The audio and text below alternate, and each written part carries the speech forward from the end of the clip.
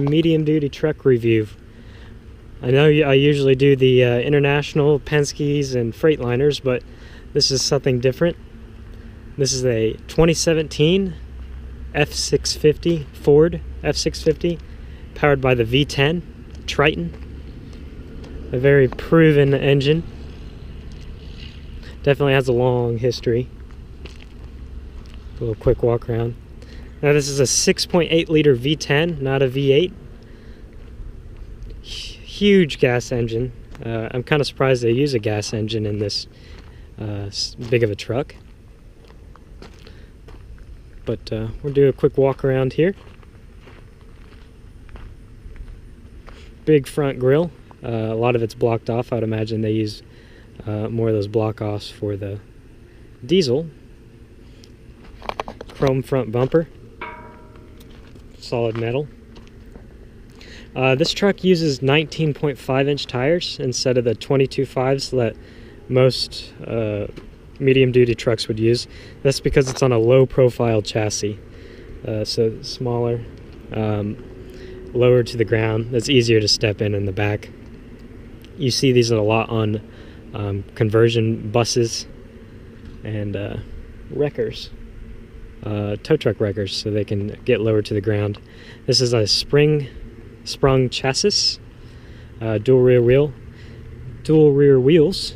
It's a Michelin X 2470R 19.5s, and surprisingly for a U-Haul truck, it has good tread on it, which is, from what I've heard, is quite rare. I mean, this being a 2017, I would hope it has pretty decent tread. I think it has 30 some odd thousand miles on it, maybe 29,000. So it's racked up pretty good miles.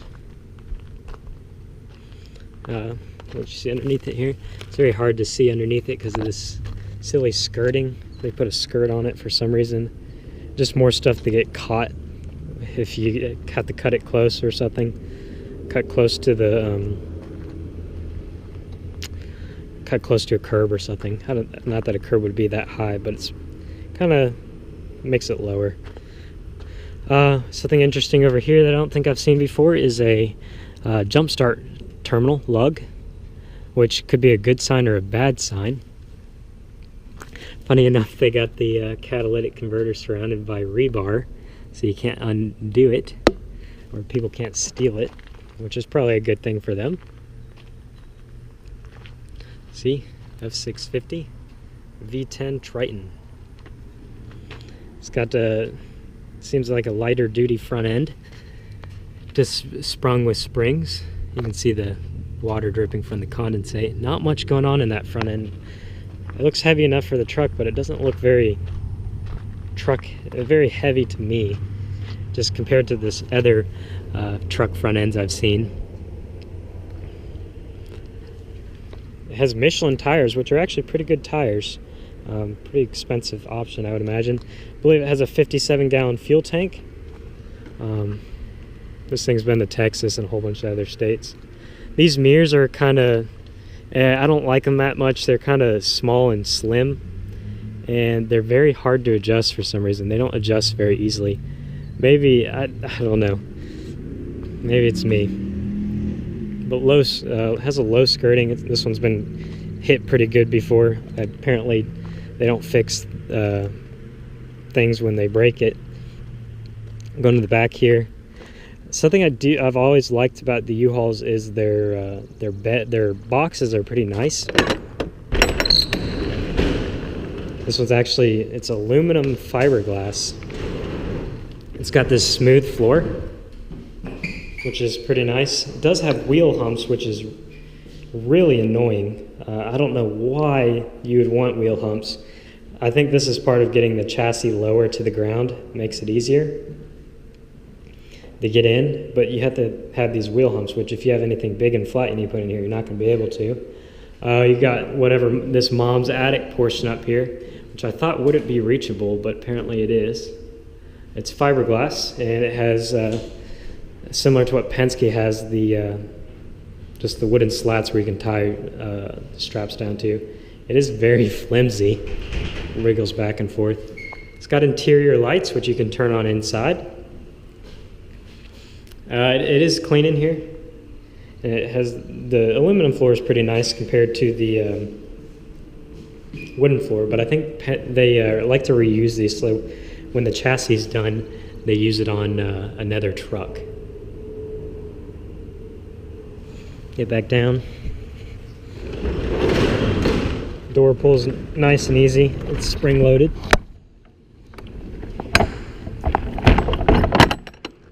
Locks good. It's got a towing hitch, but you're only allowed to tow.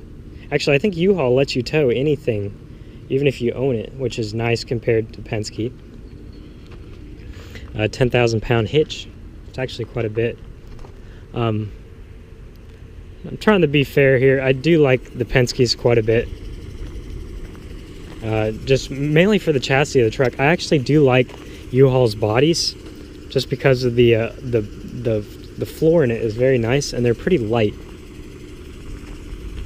Alright, so let's pop the hood on this thing. Like I said, it's a Ford V10 Triton. Probably the least favorite part about this truck is that U-Haul gets gas trucks. I have no clue why they order trucks and gas beyond people's inability to know that it's a gas versus diesel. And it is a very cheap option, you know. The gas engine's much cheaper, like 7, 8, 9 grand cheaper than a diesel. As you can see, pretty clean in here. Hydraulic brakes. It is power boosted. There's a booster in there. It's much seems to be easier to work on than a diesel. There's a lot of room back there, so they definitely could have made the cab larger. I mean, look at that, the doghouse there. They don't even need the doghouse with this, and yet they still have it there, which is kind of confusing. Engine's made in Ontario. As you can see, 5 cylinders on each side. You got your air conditioner, compressor. Just your classic V10 you'd find in a F4, F2, F350. F-650, your air box is over here, which pulls its air out of the front grille. So somewhere right here, I'd imagine. Battery power point. Washer fluid's full. Coolant's full. Pretty good for U-Haul, I'd say. See if I can step up on this here. Up top here, you can see your air intake wraps around. So you can see there's tons of room in that doghouse. I don't know why they cut it out so big. I would imagine the diesel must have needs a lot more space back there for its emissions compliancy materials. As you can see, pretty small engine in here, or not. It's not a small engine, but lots of space under here. I know they use this a lot. Have a lot of gaseous prep packages, like for propane and compressed natural gas. The hood is a lot heavier than an International or Freightliner. It seems to be, and it's not hydraulically dampened when you close it, which is kind of cheap.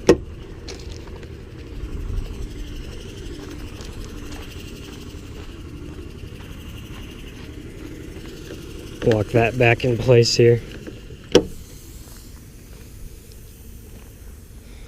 Get in the truck.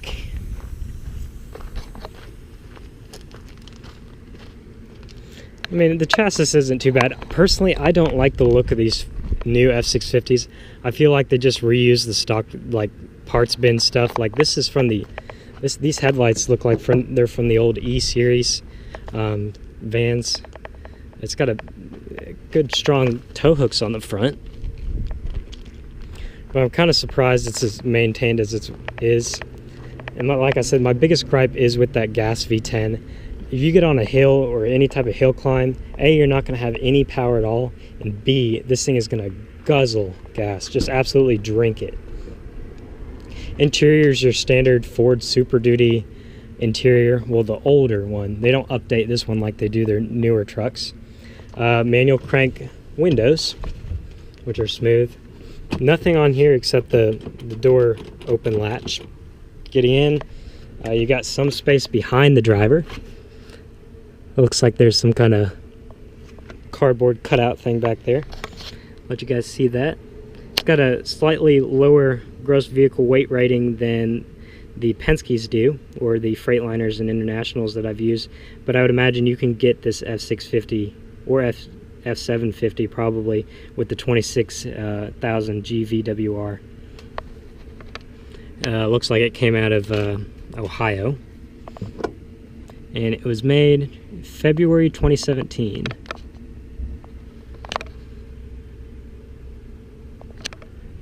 Okay, rubber flooring, which is nice.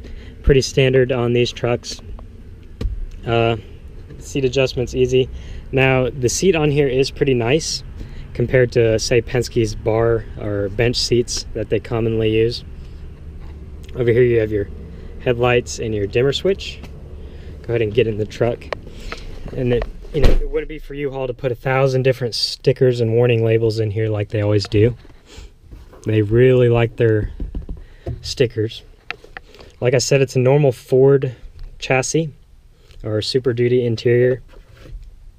I don't like that they had the cruise control on the left side. I've always used it on the right side. Every single other truck and vehicle I've used, it's on the right side, so I don't know why they put it on the left. Your standard stock features, turn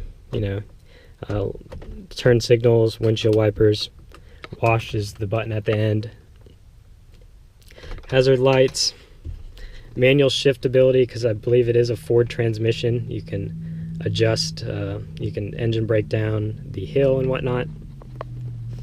Cargo bay light is right here, like I showed you in the back. 12-volt power outlet. A little slot for who knows what. It's kind of slanted outward, so something would probably fall off. I think Ford uses these as like coin slots.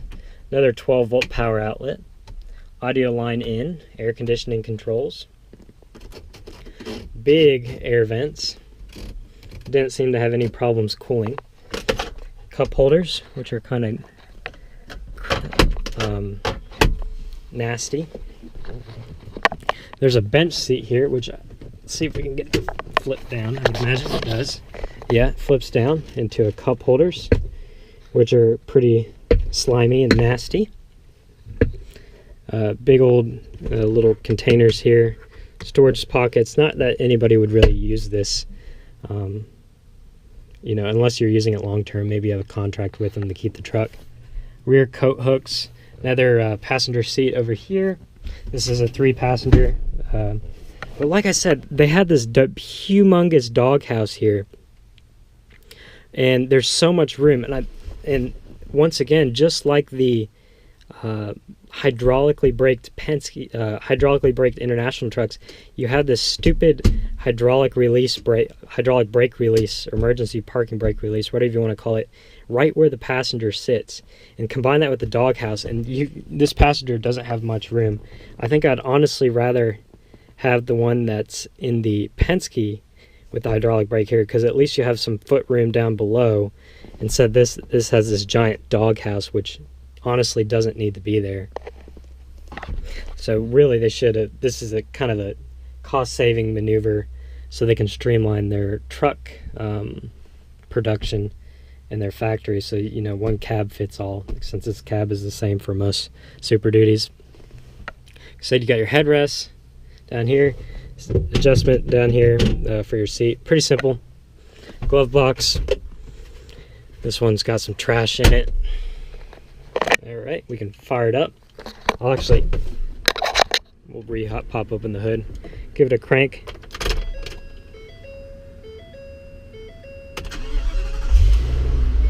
Does kind of have a cool starter sound to it.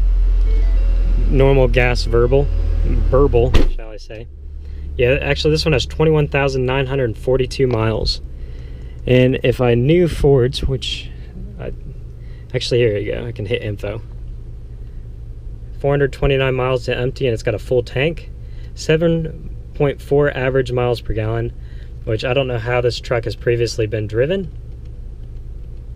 but I would say it must have been mostly highway, because that's pretty good for a big gas V10 like this. Power steering's nice and smooth and easy. Everything compared to like an International or a Freightliner, everything's very, very close to you, kind of in your space, really. I kind of like the bigger cab. It's a much smaller cab than an International or Freightliner would be. and the roof is very low compared to International or Freightliner, compared to Penske. All right, let's check out this V10 while it's running. Pop the hood. So again, it's a very quiet engine, being a gas. Heavy hood. Good Lord, it's heavy. You see, quiet engine fans on, normal clutch style. I don't know if it's an oil like viscous clutch or actual like a lot of the Freightliners have with the Cummins is the clutch fan. Smooth, normal Ford V10. This engine's been around since the 90s. They still haven't gotten rid of it. I heard there's a replacement for it coming soon. But yeah, very quiet, no air compressor running. It's hydraulically boosted brakes, which driving it around are kind of squishy compared to like an air brake, and very squishy compared to the hydraulic braked Penske trucks, which are, well, the hydraulic braked Internationals have a really hard brake feel.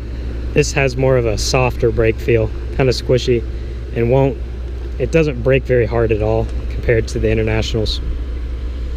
Give you guys some revs here.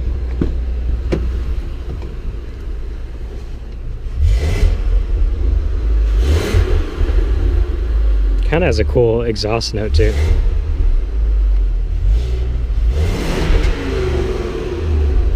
It backfired a little bit, but yeah, just standard Ford V10 of this, you know, big old V10 in this thing. It's not very powerful. Like I said, I think it's only 350 horsepower and 400 some odd foot-pounds of torque, but I don't see that, you guys. I don't see that at all. It's very anemic on the hills, very weak. And this thing's empty. I'm driving it around empty, so definitely I don't think it has the get up and go and pull and like the strong grunt feel of the diesel that I'm used to driving in these medium duty trucks. Alright, you guys, here's my review of the Ford F-650 or U-Haul Mega Mover or Super Mover 26-foot truck, whatever you want to call it. But yeah, let me know what you guys think. Comment, rate, and subscribe. Hopefully you guys like this these medium duty truck videos. Expect some more this upcoming months. And yeah, let me know what you guys think. Thanks for watching. I'll answer any questions in the comments, by the way. But thanks for watching. Comment, rate, subscribe.